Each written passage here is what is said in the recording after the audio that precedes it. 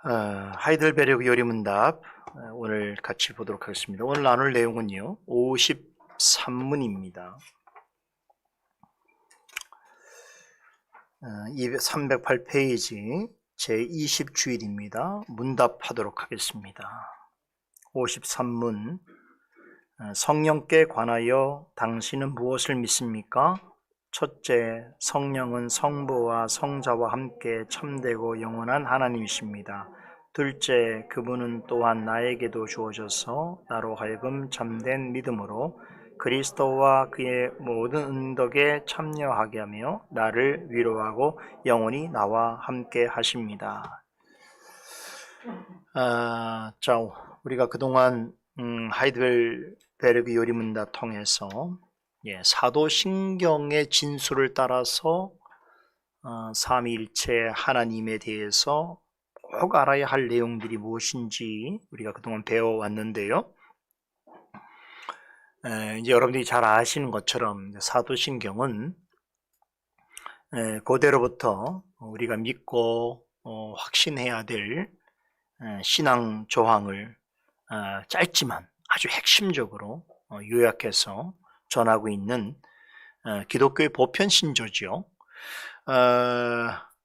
하이델베르그 요리문답은 이 신조의 내용에 따라서 이제 삼위 하나님에 대해서 우리가 알고 믿어야 할 바들을 설명하고 있는데, 이 요리문답에서는 사도신경을 크게 세 부분으로 나누고 있죠. 우리 조금 기억을 더듬는 의미에서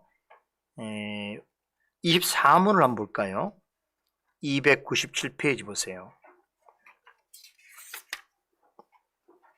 자, 23문부터 이제 사도신경에 관하여라고 하는 새로운 주제가 나오죠.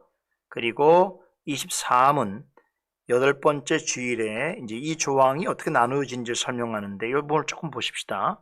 자, 세 부분으로 나누어지는데 첫째는 성부 하나님과 우리의 창조에 관하여. 요게 이제 90주일이죠. 26문에서 28문까지고, 둘째 성자 하나님과 우리의 구속에 관하여서는 11주일에서 19주일까지 길죠. 그리고 29문에서 52문까지 지난번 우리 공부했던 시간까지죠. 그리고 세 번째가 성령 하나님과 우리의 성화에 관한 것이다. 그래서 오늘부터 살펴보는 20주일에서 24주일까지고요. 문답으로는 53문에서 64문까지인데, 자, 우리 이제 이렇게 사도신경의 진술을 따라서 그동안 우리가 성부 하나님에 대해서, 그다음에 성자 하나님에 대해서 공부를 했습니다. 오늘부터는 성령 하나님에 대해서 배울 차례인데, 성령 하나님의 중심 사역이 뭐라고요? 하이델베르그 요리문답에서는 성화, 기억하셔야 돼요. 성화, 성부 하나님은 창조, 성자 하나님은 구속, 성령 하나님은 성화. 그렇죠? 이 중심 사역을 이제 우리가 좀 더 깊이 살펴보게 될 것인데, 자, 여러분 성령론이란 말 들었죠? 성령론이란 말 들어본 적 있죠? 그죠? 이 성령론이라고 하는 것은 성령 하나님의 존재, 그 사역에 대해서 신학적으로, 체계적으로 가르치고 있는 그런 신학 분과를 가리킵니다.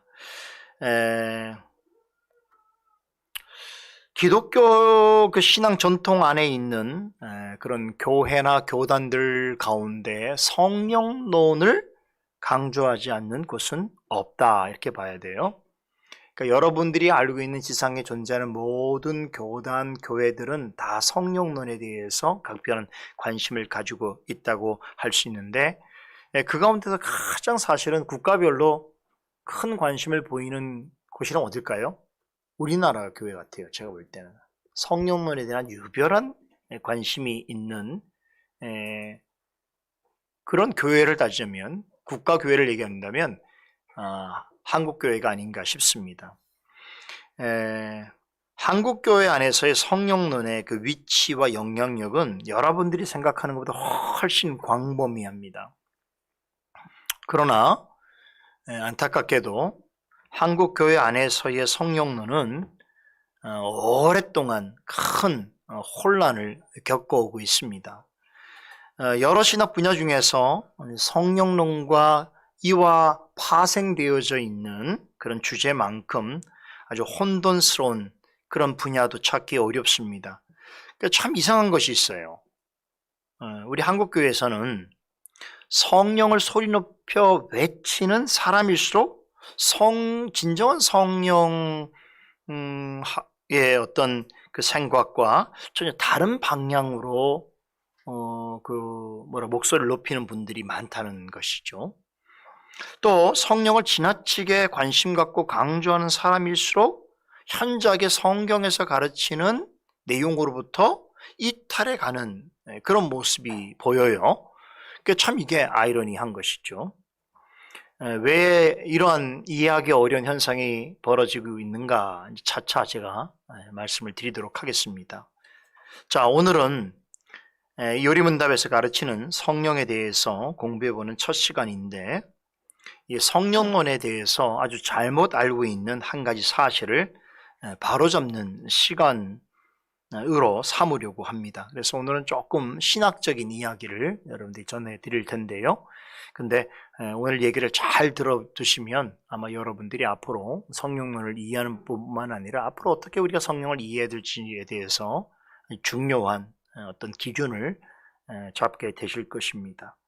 자, 오늘날 교회 안에서 많은 이들이 이제 성령론에 관해서 크게 오해하고 있는 게 뭐냐? 개혁주의 신학과 개혁교회는 성령론이 약하다라고 하는 말이죠. 혹시 이런 말 들어보셨습니까? 개혁주의 신학과 개혁교회는 성령론이 약하다. 그래서 약하다라고 하는 말은 제가 판단할 때는 아마도 성령에 대해서 아주 별로 강조하지 않는다.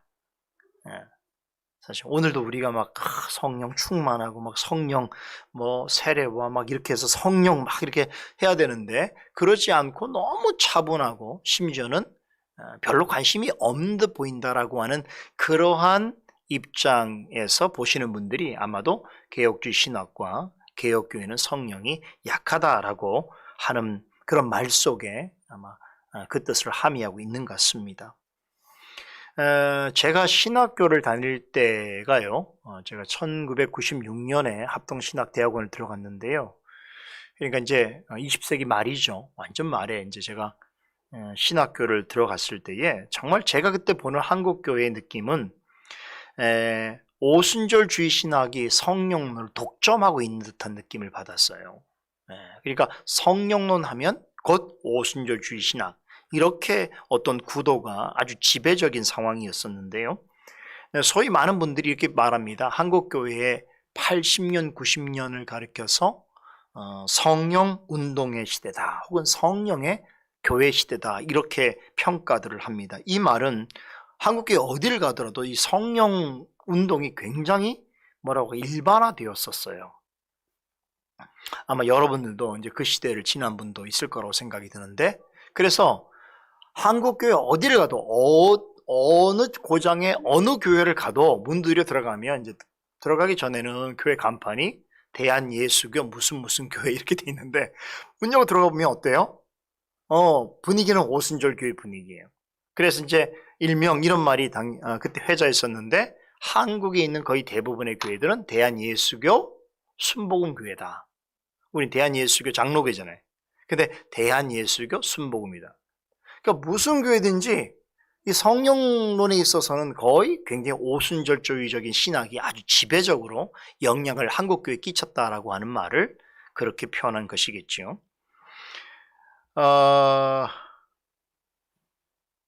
그래서 어느 교회든지 가보면 이제 성령 체험, 성령 충만, 성령 은사, 이러한 어떤 영적인 체험들을 매우 강조하고 또 기적과 신유 같은 기적 체험들을 강조하는 것을 볼 수 있었습니다. 여기다가 이제 이런 것들이 강조되어 있죠.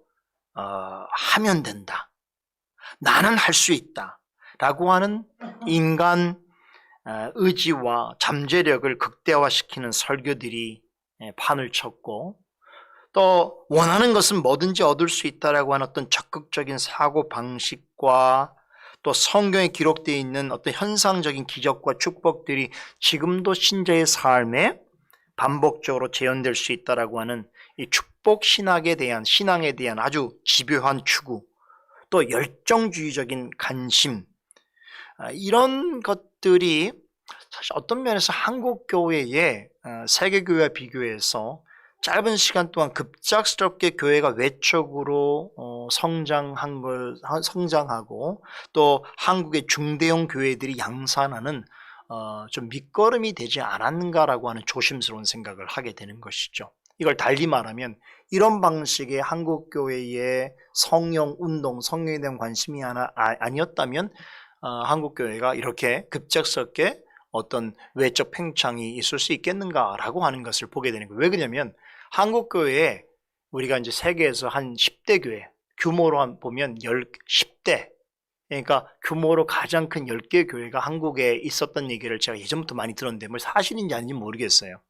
근데 뭐 한 지교 어떤 교회가 뭐 인원이 60만, 70만 뭐 이 정도 된다고 하는 것은 놀라운 거죠. 전 세계적으로 볼 수 없는 현상인데 또 몇만 교회, 한국 교회 많잖아요. 이런 교회들 중에 공통점이 하나 있다면 뭐냐면 신학과 교단을 달리하더라도 성령론에서 매우 일치한다는 거예요. 비슷한 양상을 보이고 있다라고 하는 건데요. 그래서 저는 매우 조심스럽지만 8, 90년, 70년대 이후로 8, 90년대의 성령운동에 대한 영향을 받은 그런 어떤 풍토 속에서 한국의 많은 교회들이 외적으로, 수적으로 그렇게 비대해지는 그런 모습을 우리가 볼 수 있지 않겠는가 생각을 하게 되는 거죠. 자, 현실이다 보니까 말씀드린 대로 제가 신학교 다닐 때는 성령론 하면 답정너였어요. 성령론 그러면 오순절주의 신학. 그래서 어떤 분들은 신학은 개혁주의로 하고 체험은 오순절주의로 해라. 이런 얘기도 사실 있었던 것이죠. 그러니까 신학 공부는 열심히 개혁주의로 하는데 기도는 오순절주의로 하라는 거죠. 그죠? 여기 많은 신학자들이 개혁주의와 오순절주의를 비교하면서 이제 이런 걸 양비론적으로 하죠. 그래서 뭐 예를 들면 개혁주의도 장점이 있지만 단점이 있고 오순절주의도 장점과 단점이 있는데 그걸 비교하면 개혁주의는 뭐 여타의 신학적인 부분에서는 굉장히 큰 장점이 있지만 오순절주의는 매우 약하기 때문에 성령론은 약하기 때문에 이 성령론에 갈서만큼은 오순절주의가 더 실질적이고 효과적이어서 배워야 한다. 이제 이러한 식의 논조가 일반화되었었어요. 그래서 사실 제가 그때 성령론에 대한 관심이 아주 많아서 그래서 성령론 한국교회에 있었던 세미나를 거의 대부분 좀 찾아다녔어요. 집회를 간 게 아니고 세미나를 찾아가서 사실은 이 부분을 조금 해소를 하려고 제가 애를 썼었는데 많은 신학자들이 그렇게 얘기하더라고요. 한국교회가 이 짧은 시간 동안 세계사에서 유래를 찾아볼 수 없는 이 수적인 성장을 이룬 그 밑거름이 아까 말씀드린 대로 오순절주의의 성령론과 성령 체험이 주요한 것이다 라고 이렇게 평가를 내렸습니다. 그래서 제가 이미 신학을 배울 때부터 우리 개혁주의 그룹 안에서도 이런 자조적이고 패배적인 분위기가 좀 있었던 것 같아요. 야, 우리가 다 다른 건 좋은데 이 성령론은 되게 약하지 않느냐. 그래서 제가 신학교 다닐 때도 이 기도 모임 하시는 분들은 우리가 좀 나눠졌는데 저는 이제 신학분과에서 저는 이제 활동을 했고 근데 이제 기도하시는 분들이 있잖아요. 근데 기도하시는 분들은 꼭 기도 모임이 오순절 분위기예요. 그래서 항상 기도할 때는 뭐 산에 가서 기도한다든가 또 통성으로 기도한다든가 그리고 막 이제 이런 그러니까 여타의 오순절 교회나 순복음 교회가 하는 그런 기도와 별로 차이가 없는 방식의 내용. 또 하나 특징이 뭐냐면 신학과 교리는 약간 터부시한다든가 이런 부분들이 있었다는 거죠. 그래서 신학적으로 우리가 참 좋은데도 불구하고 성령이 이렇게 약하니까 우리가 오순절주의한테 가서 좀 뭘 배워야 되겠다. 이런 분위기가 저를 참 마음을 무겁게 했습니다. 그것이 저에게 늘 고민이었고 숙제였죠. 예를 들면 제가 교회 사역할 때요, 부교육자 사역할 때도 예를 들면 이런 거죠. 목사님이 이제 그때는 제가 막내였을 때니까 막내였을 때 저한테 이제 어떤 사역을 맡길 때 어떤 사역을부터 맡기냐면 한 부서도 있지만 금요일 날 저녁에 찬양 인도하는 걸. 금요일 날은 보통 우리가 금요 철야 기도라고 들어보셨죠? 그때도 있었는데 그럴 때 와서 뭘 하냐면 사실 그 기도 시간 앞에 찬양을 인도하는 건데 그 찬양이 그렇게 뜨겁게 해야 되는 걸 항상 주문하셨어요. 뜨겁게 하라. 도대체 뜨겁게 하려고 그러면 어떻게 해야 뜨겁게 하느냐? 그러면 내가 몸이 달궈져서 가야 되느냐? 아니면 난로를 옆에 둬야 되냐? 어떻게 해서 뜨겁게 하느냐? 그 나름대로 애를 썼죠. 그 애를 쓰는 방식이 뭐냐면 불로 해야 되고, 그렇죠? 오순절식으로 하면 뜨거운 거예요. 그렇죠? 그래서 찬송도 그때 메들리가 있었어요. 그 메들리를 뽑아서 가요. 그걸 막 진행하면서 내가 이게 맞나? 이게 싶은 생각 들고. 참 지금 생각하면 아련한 추억 같은 느낌인데 나중에 어떤 거가 되냐면요. 이렇게 하다 보니까 성도님들이 좋아하는 게 뭔지 알게 됐어요. 좋아하는 곡이 또 따로 있어요. 또 메들리도 이게 잘 엮어서 가야 되지 갑자기 가는데 중간에 시편선 나오면 분위기 깨버리는 거예요. 그럼 기도 안 돼요. 이래갖고 이런 거를 또 열심히 연마하고 또 그냥 연구해서 가서 또 메들리송 불러드리고 막 그러면 악기 막 연주하고 그러면 사람들이 은혜 받았다 그러고 막. 근데 말씀 시간이 보통 존단 말이죠. 희한하다 이런 생각을 저도 좀 그때는 경험했었어요. 그래서 참 개혁주의 신학을 배우고 있는데 내가 교회 현장에 와서는 이렇게 오순절적인 성령론의 이런 부분들에 대해서 참여해야 된다는 게 굉장히 커다란 그때 고민이 있었던 기억도 있습니다. 자, 그런데 제가 이제 신학을 좀 더 농도 깊게 또 내밀하게 진행해 가는 과정에서 왜 사람들이 이런 오해를 가지고 있는지를 알게 됐죠. 다시 말하면 왜 많은 한국교회 성도들이나 목회자들, 심지어 신학자들도 왜 개혁주의 신학과 개혁교회가 성령론이 약하다라고 하는 그러한 판단을 철석같이 믿고 있는가. 제가 간단하게 정리한 세 가지 이유입니다. 이걸 논문을 쓸 수 있어요. 근데 아주 간단하게 세 가지를 말씀을 드리면 첫째는 성령에 대해서 아주 편협한 이해를 가지고 있어서입니다. 무슨 말인고 하니 한국 교회에서 성령을 지나치게 강조하는 사람들은요 항상 뭐에 주목하냐면 그 성령의 어떤 외적으로 나타나는 현상과 어떤 결과에 주목합니다. 그게 뭐겠어요? 방언을 하거나 예언을 하거나 병을 고치거나 또 그로 인해서 어려운 문제가 해결되거나 가난이 극복하거나 또 영육 간의 어떤 축복을 받거나 하는 그런 것을 곧 성령의 역사다. 성령의 충만이다. 이렇게 이해를 합니다. 그 얘기는 다르게 말하면 그런 어떤 외적인 현상이 나타나지 않으면 성의 역사가 매우 부족하거나 아니면 우리가 성령을 추구하지 않는 자가 되어버리는 거죠. 그래서 성령을 추구한다는 건 마땅히 어떤 외적인 현상과 결과가 도출되어져야 한다는 그런 어떤 생각을 가지고 있는데 그것은 성령에 대한 아주 편협한 이해라고 생각합니다. 둘째는 대부분 지극히 체험적이고 주관적입니다. 방언, 기적, 신유, 축복 같은 그런 것들을 성령 체험, 성령 충만, 성령 세례라고 그렇게 표현하지요. 그래서 어떤 분들은 실제로 성령을 어떻게 이해하냐면 어떤 신비하고 특이한 어떤 능력과 감정과 경험을 불러일으키는 그래서 신적인 능력으로 표현하는 분들이 많아요. 정말 홀리한 영이죠. 그래서 이런 성령을 우리가 많이 받으면 혹은 이런 성령의 능력을 얻으면 뭐가 되는 거예요? 인간으로 이해하기 어려운 어떤 신비적이고 초자연적인 그러한 체험을 할 수 있다고 보기 때문에 그래서 대부분 이런 분들은 이제 성령 체험을 하도록 촉구하고 그리고 그런 성령 체험을 통해 성령의 능력을 경험하라고 그렇게 강조하지요. 그죠? 그래서 능력과 체험이라고 하는 말이 굉장히 비중 있게 강조되어지는 것을 볼 수가 있습니다. 셋째는 이게 제가 파악한 가장 중요한 이유인데요. 결국 개혁교회는 성령론이 약하다라고 하는 진짜 이 말의 속뜻은 개혁주의가 가르치고 있는 성령론을 진짜 잘 모르고 있기 때문에 그래.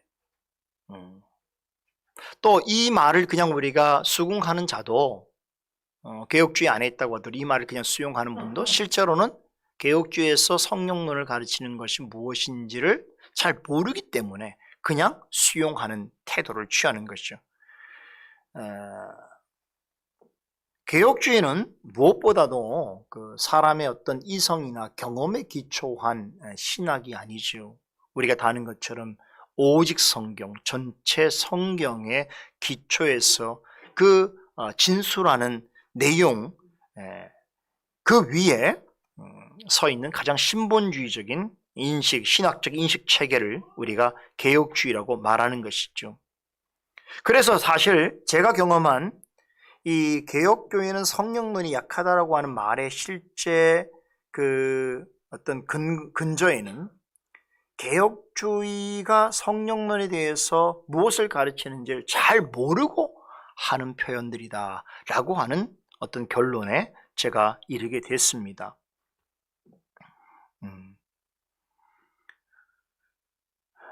그렇다면 보세요. 그렇다고 한다면 이러한 주장을 앞세우는 분들의 이야기가 맞다면, 반대로 다시 말하면 개혁주의 신학은 성령이 약하다는 말이 사실이라면 그럼 어떤 결론에 우리가 이르러야 되는가 하면 개혁주의는 정말로 성령에 대해서 잘못 가르치고 있는가, 또한 바르게 설명하지 못하는가 라고 하는 부분에 있어서 그렇죠, 우린 고민해야 되겠지요. 만약에 개혁주의가 정말 그런 신학이라고 한다면 우리는 지금 이것을 배우는 것을 중지하고 그리고 개혁교회를 세워가는 것을 우리는 포기해야 되는 것이겠죠. 그렇죠? 그러나 아까 말씀드린 것처럼 개혁주의는 사람의 이성과 경험에 근거한 신학이 아니고 오직 하나님 말씀에 근거해서 사색하고 또 판단하는 그것이 참된 개혁주의다라고 했을 때에 우리는 성경에서 성령을 어떻게 가르치고 있으며 또한 어떻게 우리가 성령을 믿고 확신하도록 하는지에 대해서 잘 배우고 또한 확신해야 되는데요. 그러기 위해서는 다른 성경의 가르침도 마찬가지입니다만 성경에서 가르치는 것에 치우침을 갖지 않고 우리가 깊이 사려하고 또 올바르게 판단할 수 있어야 한다는 거죠. 그렇죠? 개혁교회는 성령론이 약하다는 말과 더불어서 가장 역사적으로 오래된 한 가지 또 다른 오해가 있는데 그것은 종교개혁자 칼빈에 대한 오해죠. 그래서 많은 분들이 이제 종교개혁, 우리가 개혁주의를 말할 때 칼빈과 연관을 하는 것을 알기 때문에 칼빈이야말로 성령론이 매우 약한 신학자다, 그런 오해가 있습니다. 오순절주의 신학의 관점에서 또 혹은 현대 성령론주의자들이 개혁주의와 개혁교회를 비판할 때에 자주 언급하는 거예요. 쉽게 말하면 이제 아킬레스건이라고 생각하는 거죠. 개혁주의가 다른 건 좋은데 칼빈이 다른 건 잘 가르쳤는데 성령론에서만큼은 구체적으로 언급한 게 없고 또 강조하지 않았기 때문에 개혁주의는 어쩔 수 없이 칼빈 영향 때문에 성령론이 약할 수밖에 없다라고 하는, 그렇죠. 그래서 우리가 지금 서 있는 신학의 어떤 자리가 근본적으로 약한 어떤 기반이 약하다라고 하는 것을 강조하기 위해서 이제 칼빈을 언급을 하는 것이죠. 저는 정말 이것은 큰 오해라고 생각해요. 정말 큰 오해입니다. 여러분, 종교개혁자들 중에서 성령에 대하여 설명을 피하거나 강조하지 않은 이는 아무도 없습니다. 우리가 종교개혁 1세대라고 말하는 지빙글이나 루터 역시도 성령을 매우 강조했는데요. 그런데 그 중에서도 우리 역사 속에 종교개혁자들이 많습니다만 그 모든 종교개혁자를 통틀어서 성령에 대해서 칼빈처럼 깊고 탁월하게 가르친 신학자는 역사상 흔치 않습니다.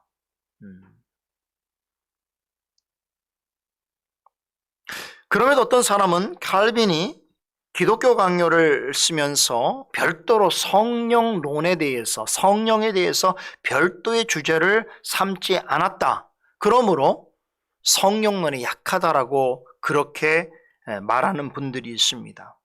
근데 참 이건 너무나 사실 어리석은 유치한 그런 비판인 것이, 칼빈 시대는 성령론이 따로 있었던 게 아니에요. 성령론이라고 말 자체가 19세기부터 나온 거예요. 그러니까 칼빈 시대에 글 속에 성령론을 따로 이렇게 만들어서 한다는 것은 이건 있을 수가 없느니 왜 그런지를 제가 이제부터 말씀을 드릴 거예요. 여러분들이 이제 기독교 강요를 조금이라도 조금 깊게 이렇게 생각해 보면서 읽으신 분이라고 한다면 이 칼빈에 대한 이러한 주장이 얼마나 수박 겉핥기식인지를 알 수 있는데요. 칼빈을 깊이 연구하는 세계 신학자들 사이에서 칼빈을 부르는 공인된 칭호가 있습니다. 그게 뭔지 아십니까? 그를 가리켜서 성령의 신학자라고 부릅니다. 제가 알기로 이 표현을 가장 먼저 사용하신 분이 우리 옛 프린스턴 신학교의 조직 신학을 가르쳤던 그 뛰어난 비비 워필드 박사예요. 지금까지도 칼빈 연구에 있어서 가장 위대한 업적을 남긴 한 분 중에 신학자 중에 한 분인데요. 이 워필드는 칼빈을 가리켜서 역사상 가장 탁월한 성령의 신학자라고 불렀습니다. 그래서 비비 워필드 이후에 뭐 들어서 아시는 분도 있겠습니다. 존 모레이, 또 리차드 게핀, 또 퍼거슨, 요즘엔 가프리 교수까지 이르는 전통이 있거든요. 여기 이제 우리가 소위 말하는 개혁주의 전통에 있는 분들인데, 이런 분들이 이 칼빈을 표현할 때 동일하게 다 성령의 신학자다 이렇게 표현해요. 그러니까 성령 신학자라고 말은 제가 한 말은 아닙니다. 이렇게 저명한 신학자들이 칼빈을 평가할 때 그렇게 말하고 있다. 그 이유가 있었을 거 아닙니까? 그죠? 그렇죠? 이 말에서 어떤 분은 오해를 합니다. 그러면 또 칼빈이 오직 성령론만 가르쳤다든가 아니면은 신학 부자 중에서 유독히 성령론에 치우쳐 있다라고 하는 그런 의미는 결코 아니겠지요. 여러분 잘 아시다시피 칼빈은 성경에서 가르치는 모든 중요한 신학 주제와 신앙 교훈에 대해서 거의 유일하다시피 칼빈이 동시대를 보면 하는데, 칼빈이 기록한 내용들을 쭉 보면 그 작품들을 보게 되면 그 시대에 많은 사실 신학자들이 있었지만 거의 유일해요. 거의 독보적인 자리에 있어요. 왜 그런가 하면 어떤 신학의 주제를 한 주제만 한 게 아니라 거의 모든 주제를 섭렵해요. 그리고 그 주제를 아주 깊이 있게 분석하고 그리고 그런 것들을 다 제시합니다. 그의 생애 동안 아주 수많은 저서들을 남겼지요. 그런데 놀랍게도 그는 목회자와 신학자의 길을 동시에 걷게 되어지는 그때부터 시작해서 그의 생애 마지막 그 순간까지 손에서 놓지 않은 작업이 있었어요. 두 가지 작업이었는데, 하나는 성경 주석 쓰는 거예요. 두 번째는 기독교 강요를 증보하는 거예요. 기독교 증보라는 게 계속 기독교 강요를 쓰는 거예요. 썼던 것을 계속 보완해서 나중에 이제 1537년도에 시작을 해서 1559년도에 마무리를 하죠. 그리고 성경은요, 처음에 1540년에 로마서를 처음 시작해서 1564년이 마지막 죽는 해거든요. 그 순간까지 이제 마지막 에스겔서를 마무리 지었어요. 그러니까 그의 사역의 모든 시간은 어떤 면에서는 성경을 올바르게 주석하는 일과 기독교 강요를 통해서 성경에 관한 올바른 그런 교리와 또는 그런 가르침을 설명하는 일이었다고 해도 과언이 아닌 것이죠. 이런 일을 무려 30년 넘게 계속해 왔는데요. 자, 그러다 보니까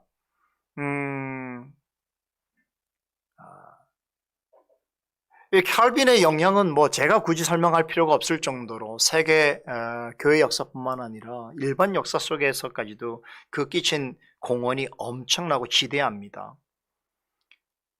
그래서 그의 생애를 잘 살펴보면 하나님께서 한 사람을 어떻게 모든 시대의 신학자들, 목회자들이 걸어야 할 표상으로 삼으시는가라고 하는 하나님의 놀라우신 그러한 섭리와 인도하심을 분명히 알게 되어지는 것이죠. 그래서 하나님께서 이러한 종교개혁자들을 부르셔서 그들을 수정들게 하심으로 어두운 시대 가운데서 진리의 빛으로 삼으신 그런 일들을 우리가 보게 되어지는데, 여러분, 이 말은 칼빈을 우리가 숭상하는 뜻이 아니에요. 얼마 전이요, 지난주였나요? 지난주에 우리 한국 천주교의 정진석 추기경이라는 분이 돌아가셨죠. 사망 혹은 소천 이런 말을 안 쓰더라고요. 선종하셨다고 그래요.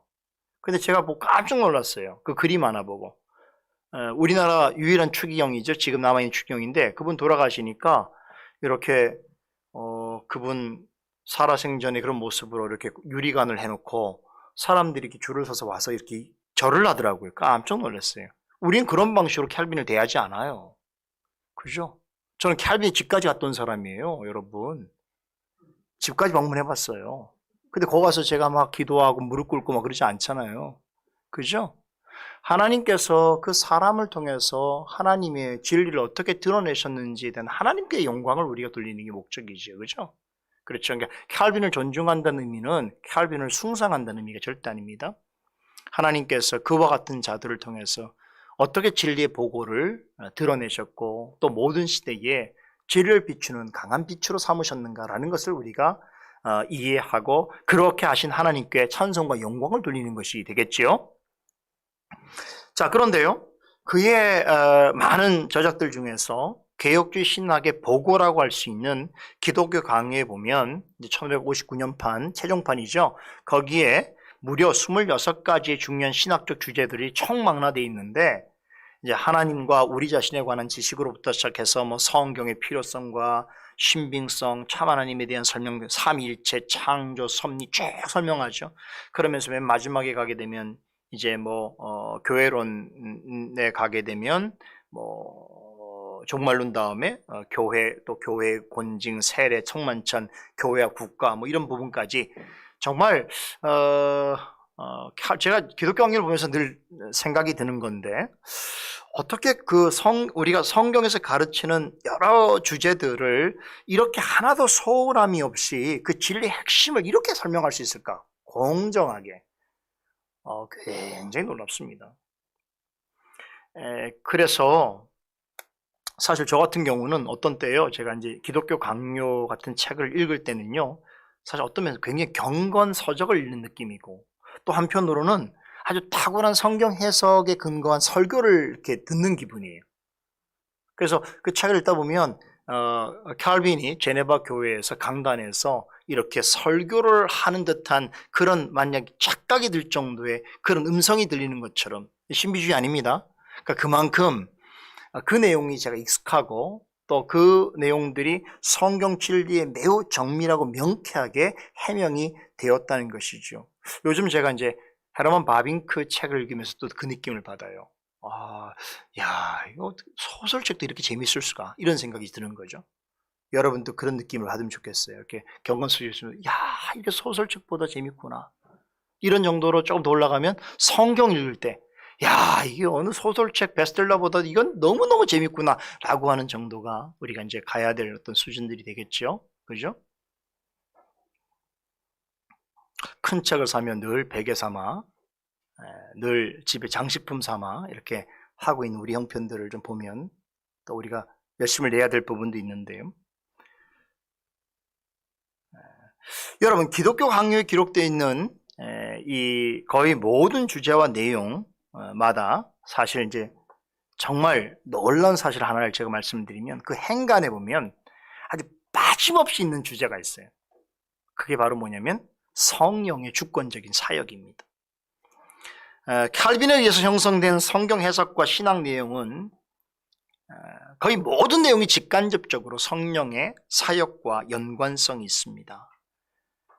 칼빈은 성령을 떠나서는, 즉 성령의 간섭 없이는 성경의 내용을 올바르게 해석하지도 바른 교훈을 전할 수도 없다고 했습니다. 이런 자세로 신학 연구를 했었는데요. 그래서 성령의 조명하심이 있어야 성경을 통해 바르게 사색할 수 있고 그것을 체계적이고 분별이 있는 신학으로 드러낼 수 있다는 것이죠. 아마 그런 책의 백미가 제가 볼 때는 기독교 강요가 아닌가 싶습니다. 기독교 학료는 신학의 전 분야를 다루고 있는데 성경론으로 시작해서 신론, 인간론, 기독론, 교회론, 성례론, 종말론을 다룹니다. 그런데 이 모든 분야에 성령론이 베이스로 깔려 있어요. 여러분 오케스트라 같은 데 이렇게 들으면 여러 악기들을 사용하지 않습니까? 그래서 이렇게 하모니를 이루는데, 그런데 어떤 악기는 중간중간마다 쓰기도 하고 안 쓰기도 하지만 어떤 악기는 그냥 베이스로 계속 하는 악기가 있거든요. 이 성령론이 그런 것 같아요. 예. 기독교의 모든 주제마다 사실은 그 밑에 저변에 어떤 전제로서 깔려 있는 것이 바로 성령론입니다. 그러다 보니까 성령에 대한 주제를 따로 분리해서 설명할 필요를 느끼지 못한 것이죠. 그럴 이유가 없는 거죠. 그렇죠. 그런데 이제 이런 칼빈 신학의 어떤 특수성을 전혀 이해하지 못하고 그저 나타난 현상만을 가지고 성령의 역사라고 생각한다든가, 아니면 기독교 강요에서 현대 신학에서처럼 어떤 성령론의 주제가 별도로 따로 분리돼서 설명하는 방식이 아니라고 해서 칼빈이 성령론을 잘 모른다, 혹은 개혁주의 신학과 개혁교회는 성령론이 약하다라고 하는 것은 말장난 같은 것이. 이건 전혀 정말 개혁주의를 정말 잘 모르거나 아니면 의도적으로 위해하려고 하는 그러한 말입니다. 수준이 너무 형편이 없어서 뭐 비판으로 받아들이기도 어려운 그런 상황이라고 좀 봅니다. 그래서 뭐 그렇게 이제 예전에 제가 그런 얘기를 들으면 막 욱했어요. 사실은 내가 추구하는 개혁주의 신학을 이런 식으로 하더니 뭐 그런데 지금은 그냥 웃어요. 그냥 웃습니다. 왜냐하면 그렇게 말하는 분들이 개혁주의 신학에 대해 너무나 형편없는 그런 인식의 수준에 있기 때문에 그거 어떻게 다 설명합니까? 뭐 기독교를 좀 더 열심히 한번 읽어보시지요. 또 개혁주의자들이 말하는 성령에 대해서 조금 더 연구해 보시지요. 이런 권면 정도로 또 사실 충분하지요. 칼빈을 제대로 공부해 보면 볼수록 왜 저명한 신학자들이 그를 성령의 신학자라고 말했는지 고개가 끄덕여지는 것입니다. 사실 칼빈의 신학의 독특성 중에 한 가지는 뭐냐면 구원의 역사를 전적으로 삼위일체 하나님의 역사로서 설명한다는 것인데요. 그런데 삼위일체 하나님의 사역에 있어서는요, 삼위라고 하는 위격에 따라서는 행하신 일의 구별성이 있다고 제가 말씀드렸죠. 성부 하나님은 창조, 성자 하나님은 구속, 성령 하나님은 성화라고 하는 구별성이 있기는 하나 중요한 것은 어떤 사역에서도 분리되지 않는다는 것이, 이게 개혁주의 신학의 아주 중요한 전제고 원리입니다. 예를 들어서 구원 역사 전체를 예정하시고 주관하신 이런 성부 하나님이 또 성육신과 십자가 죽음과 부활을 통해서 예정하신 구속을 성취하시는 이런 성자 하나님이 주도적으로 행하시는 사역이라면, 성령 하나님은 성부께서 성자를 통하여 이루신 일, 또 그 영적인 유익들을 직접적으로 주님의 몸된 교회와 성도들에게 적용시키는 일을 행하시는 분이라고 볼 수 있는 것이죠. 이렇게 각각의 구별된 사역을 각 위에게 돌리는 것은 매우 당연한 건데, 그러나 그렇다고 해서 삼위 하나님의 사역이 분리되어 있는 것처럼 이해하면 안 된다 이 얘기예요. 그러니까 성부 하나님과 성자, 성령 하나님이 다 따로따로 하는 걸로 생각하면 안 되는 거예요. 그래서 예를 들면 우리를 대신해서 십자가에 죽으시고 부활하심으로 성취하신 구속의 사역은 성자께서 이루신 것이지만 동시에 성부 하나님께서 성령 하나님으로 말미암아 이루신 일이다, 이렇게 말하는 거예요. 이해되세요? 그래서 아까 위격에 따라서 구별돼서 성부 하나님이 창조의 사역을 주도했다고 우리가 인정하자, 그 성부 하나님께서 성자 그리스도 안에서 성령 하나님으로서 창조하신 사역이기도 한 것이죠. 이해되시죠? 무슨 말을 하고자 하는 것이냐면, 성령론은 성부 성자의 사역과 독립된 신학 분과가 아니라는 것입니다. 삼위 하나님은 언제나 함께 같은 목적으로 사역하시지요. 그래서 기독교 악료에 성령론이라고 하는 별도 제목이 없다고 해서 성령론이 약하다는 것은 정말 큰 오해다라는 것입니다. 특별히요, 이 기독교 강요를 보게 되면 기독교 강요 전체가 성령론이 제가 베이스가 깔려있다고 그랬는데 그 중에서도 성령론이 아주 도드라지게 등장하는 그런 주제가 있어요. 바로 교회론과 구원론이. 그래서 칼빈 신학의 교회론과 구원론은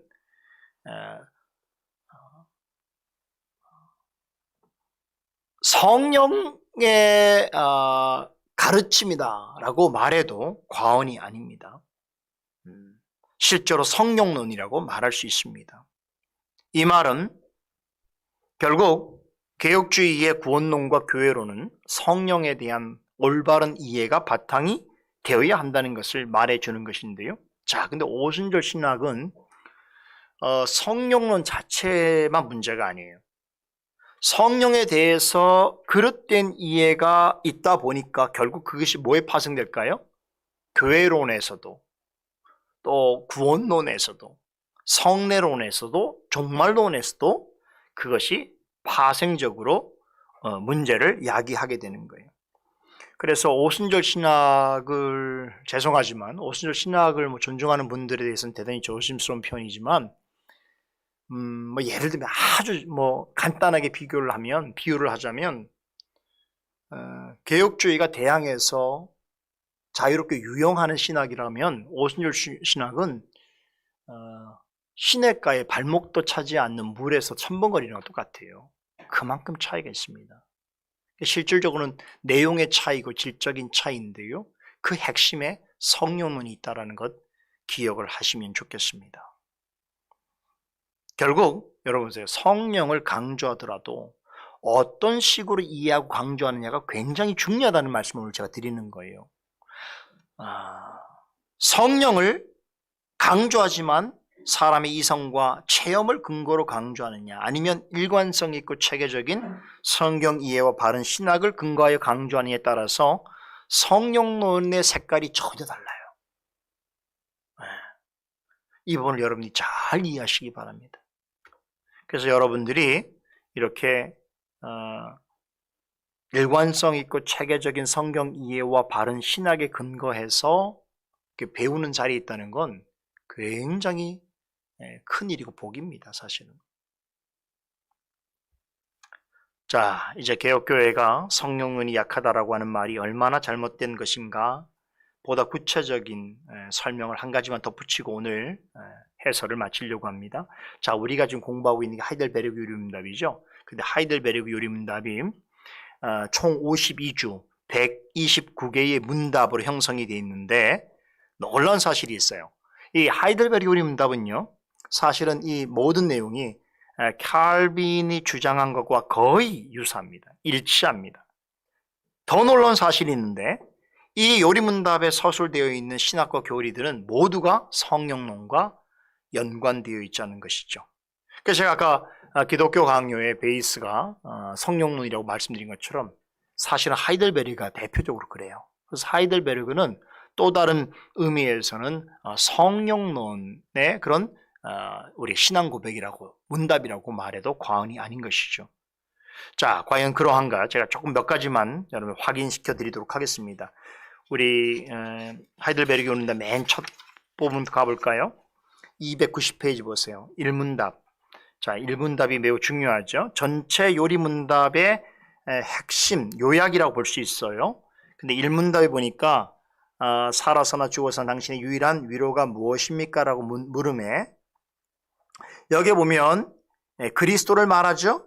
그리스도를 말하면서도 여기 맨 밑에 세 번째 줄 아래에선 세 번째, 네 번째 줄 보면 그러함으로 그의 성신으로 성령이죠. 그의 성령으로 그분은 나에게 영생을 확신시켜 주시고 이제부터는 마음을 다하여 즐거이 그리고 신속히 그를 위하여 살도록 하십니다. 라고 고백하고 있습니다. 그러니까 1문답부터 살아서나 죽어서나 당신의 유일한 위로가 무엇이냐는 물음에 여기에 나의 몸과 영혼은 구원하신 예수 그리스도에게 속해 있는 것이고 또 나에게 영생이 있음을 확신시켜 주시고 마음을 다하여 즐거이 그분을 위해 살도록 하시는 이가 누구라고 얘기합니까? 성령 하나님께서 행하시는 일로 천명을 하면서 시작하는 거예요. 그리고 우리의 제2줄부터 보세요. 3문에서 11문까지가 이제 사람의 부패한 본성에 대해서 또 그로 말미암아서 비참해진 삶에 대해서 다루는데 8문답 보세요. 8문답 보면 그렇다면 우리는 그토록 부패하여 선은 조금도 행할 수 없으며 온갖 악만 행하는 성량을 지니고 있습니까? 그렇습니다. 그러면서 자, 그러한 자가 어떻게 구원을 얻을 수 있냐?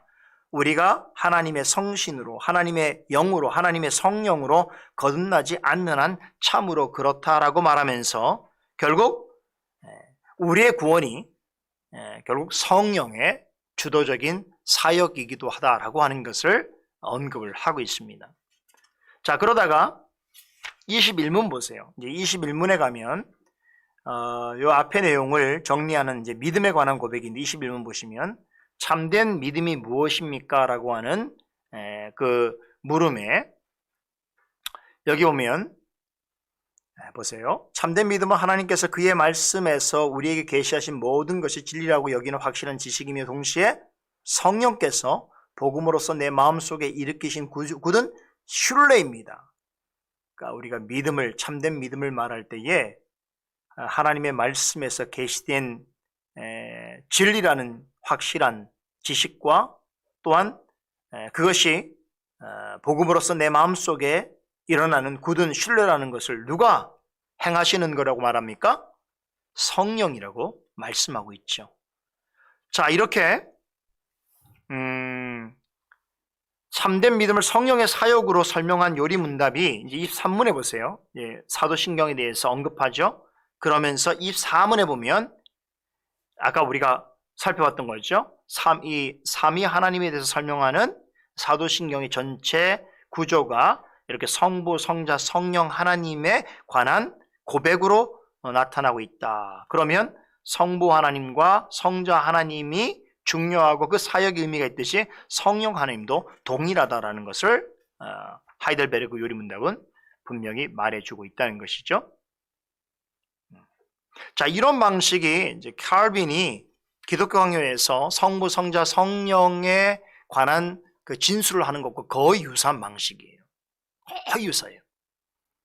그런 면에서 이제 하이델베르그 요리문답이 칼빈주의 전통의 굳건히 서 있는 신앙 고백서다, 문답이다, 요리문답이다고 우리 확인해 볼 수 있어요.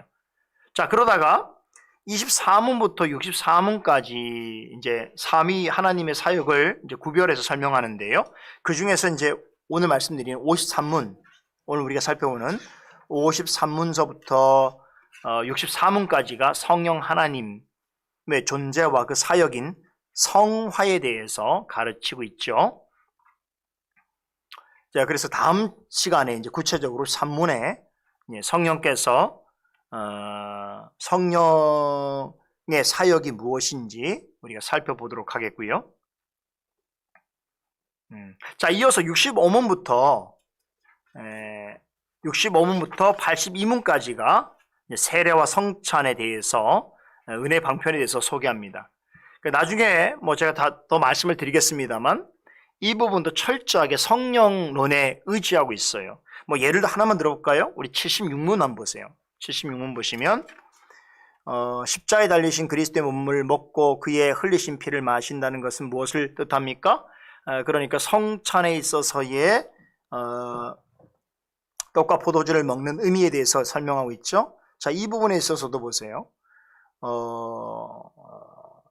제가 한번 읽어볼게요. 그것은 믿는 마음으로 그리스도의 모든 고난과 죽음을 받아들이고 이로써 죄사함과 영원한 생명을 얻는 것이며 나아가서 그리스도 안에 또한 우리 안에 거하시는 성령으로 말미암아 우리가 그리스도의 거룩한 몸에 더욱더 연합됨을 의미합니다. 비록 그리스도는 하늘에 계시고 우리는 땅에 있다 할지라도 우리는 그의 살 중에 살이요 그의 뼈 중에 뼈이며 마치 우리 몸의 지체들이 한 영혼에 의해 살고 다스림을 받는 것처럼 우리도 한 성령에 의해서 영원히 살고 다스림을 받습니다. 그러니까